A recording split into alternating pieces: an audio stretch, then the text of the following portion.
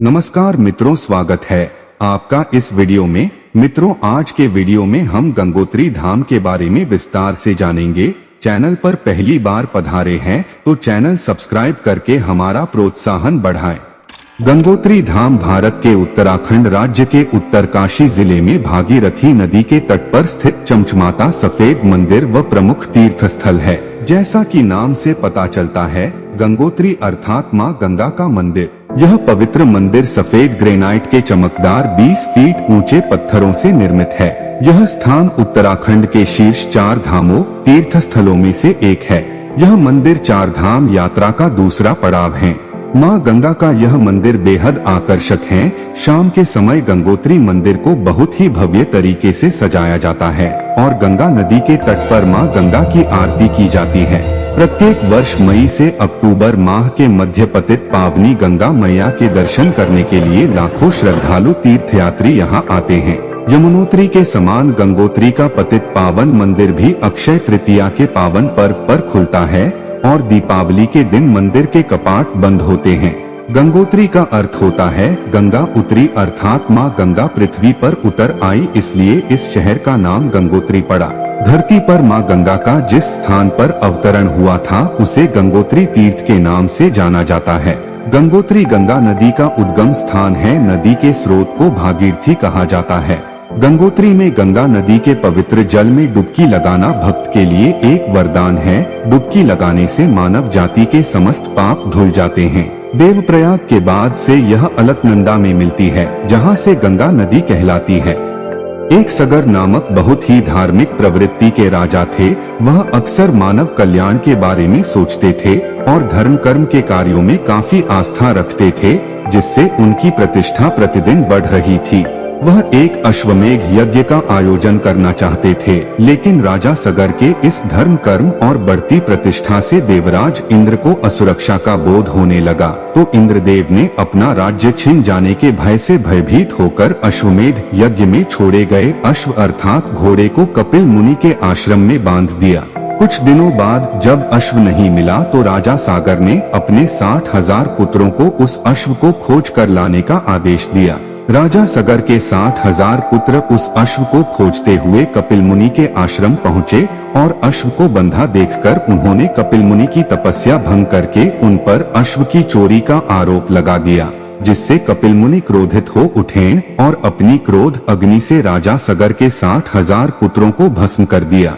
राजा सगर के द्वारा क्षमा याचना किए जाने पर मुनि ने बताया कि आपके पुत्रों की आत्मा को तभी मुक्ति मिलेगी जब गंगाजल उनका स्पर्श करेगा। सगर के कई वंशजों द्वारा आराधना करने पर भी गंगा मैया ने अवतरित होना अस्वीकार कर दिया। अंत में राजा सगर के वंशज राजा भागीरथ ने देवताओं को प्रसन्न करने के लिए घोर तप किया। उनकी भक्ति से प्रसन्न होकर देवी गंगा ने पृथ्वी पर अवतरित होना स्वीकार कर लिया। इस तरह पृथ्वी पर गंगा मैया का अवतरण राजा भागीरथ के कठिन तप से हुआ। देवी गंगा के पृथ्वी पर अवतरण के वेग से भारी विनाश की संभावना थी और इसलिए भगवान शिव को राजी किया गया कि वे गंगा को अपनी जटाओं में बांध लें। इस तरह से मां गंगा का स्वर्ग से धरती पर अवतरण हुआ। राजा भागीरथ ने तब गंगा नदी को उस जगह जाने का रास्ता बताया जहां उनके पूर्वजों की राख पड़ी थी और इस प्रकार उनकी आत्मा को मुक्ति मिली। राजा सगर और राजा भागीरथ भगवान श्री रामचंद्र प्रभु के पूर्वज थे। मंदिर के बगल में एक भागीरथ शिला है, जहां भागीरथ ने भगवान शिव की आराधना की थी। महाभारत में पांडवों ने कुरुक्षेत्र में अपने सगे संबंधियों की मृत्यु का प्रायश्चित करने के लिए देवयज्ञ गंगोत्री में ही किया था। मोक्ष मुक्ति प्राप्त करने का माध्यम बनाना, उत्तराखंड की 4 धाम यात्रा में गंगोत्री को शामिल करना, इन सबका श्रेय आदि शंकराचार्य को दिया जाता है। गंगा मैया के मंदिर का निर्माण गढ़वाल के गोरखा कमांडर अमर सिंह थापा द्वारा 18वीं शताब्दी में किया गया था। उन्होंने मंदिर के निर्माण के लिए कत्यूरी शैली की वास्तुकला का उपयोग किया और तीर्थयात्रियों के ठहरने के लिए परिसर के चारों ओर झोपड़ियां भी बनवाई। जयपुर के राजा माधो सिंह द्वितीय ने 20वीं सदी में मंदिर की मरम्मत करवाई। वर्तमान मंदिर का पुनर्निर्माण जयपुर के राजघराने द्वारा किया गया था। जब सर्दी प्रारंभ होती है, देवी गंगा अपने निवास स्थान मुखबा गांव चली जाती है मुखबा गांव मतंग ऋषि के तपस्या स्थान के रूप में जाना जाता है। अक्षय द्वितीया के दिन, जो प्रायः अप्रैल मई महीने में आता है, मां गंगा वापस आती है। उसके दूसरे दिन गंगोत्री मंदिर के द्वार पूजा के लिए खुल जाते हैं। इस समय बर्फ एवं ग्लेशियर का पिघलना शुरू हो जाता है। देवी गंगा के गंगोत्री वापस लाने की यात्रा को पारंपरिक रीति रिवाजों, संगीत, नृत्य, जुलूस तथा पूजा पाठ के उत्सव के साथ मनाया जाता है। इस यात्रा का इतिहास कम से कम 700 वर्ष पुराना है। गंगा की मूर्ति को ले जाने वाली पालकी को हरे और लाल रंग के रंगीन कपड़ों से सजाया जाता है।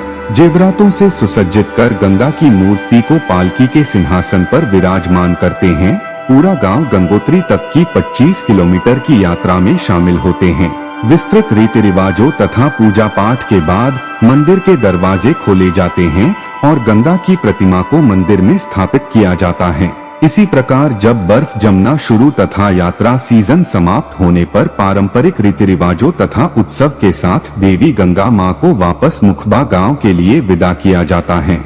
गोमुख ग्लेशियर, इसी गोमुख के पास स्थित ग्लेशियर के नीचे से गंगा माता का उद्गम होता है। यह वह स्थान है जहां हर समय हिमालय की चोटियां पिघलती रहती हैं, जो बर्फ से ढकी हुई हैं। लोग आगे तपोवन तक जा सकते हैं, जो गोमुख से लगभग 4 किलोमीटर दूर है। तपोवन में घास के मैदान, सुंदर फूल, धाराएं और आसपास के हिमालय की चोटियों के अविश्वसनीय दृश्य हैं। तपोवन कई पर्वतारोहण पर्यटन शुरू करने वालों के लिए एक आधार शिविर भी है। भैरवनाथ घाटी तथा मंदिर, गंगोत्री धाम मंदिर से लगभग 10 किलोमीटर नीचे की ओर जाने पर भैरवनाथ मंदिर भैरव घाटी पर स्थित है। गंगोत्री धाम मंदिर की यात्रा के तुरंत बाद इस मंदिर के दर्शन करना भी अनुष्ठान का एक हिस्सा है। भैरवनाथ को भगवान शिव ने क्षेत्र के रक्षक के रूप में चुना था। केदारताल, एक प्राचीन ऊंचाई वाली झील केदारताल गंगोत्री के धाम से लगभग 17 किलोमीटर दूर स्थित है। पन्ना झील, थलय सागर और भृगुपथ चोटियों के लिए ट्रेक का एक आधार बिंदु है। समुद्र मंथन से निकले विष को पीने के बाद भगवान शिव ने अपने कंठ की भीषण ज्वाला को केदारताल का जल पीकर ही शांत किया था। हरसिल गंगोत्री से लगभग 24 किलोमीटर दूर स्थित है।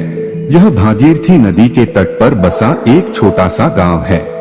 यह अनोखा गांव बर्फ से लदे पहाड़ों, घने शंकुधारी देवदार के जंगलों से घिरा हुआ है। हरसिल अपने देवदार वृक्षों के संग्रह के लिए भी प्रसिद्ध है। भोजबासा, यह स्थान समुद्र तल से 3775 मीटर की ऊंचाई पर स्थित है। यह क्षेत्र के सबसे खूबसूरत स्थानों में से एक है। इसका नाम बिर्च पेड़ से लिया गया है, जो इस स्थान पर बड़ी संख्या में पाया जाता है। यह गौमुखी और गंगोत्री क्षेत्र के बीच स्थित है। गंगोत्री इस स्थान से लगभग 14 किलोमीटर की दूरी पर स्थित है। पांडव गुफा, गंगोत्री से लगभग 1.5 किलोमीटर दूर स्थित पांडव गुफा एक प्राचीन प्राकृतिक गुफा है। यह वह स्थान है जहां पांडवों ने अपने निर्वासन के दौरान ध्यान लगाया था और कैलाश जा रहे थे। पर्यटक गंगोत्री से इस स्थल तक ट्रेकिंग करके जा सकते हैं। मित्रों, आज के वीडियो में बस इतना ही। आपको वीडियो कैसा लगा कमेंट में जरूर बताएं।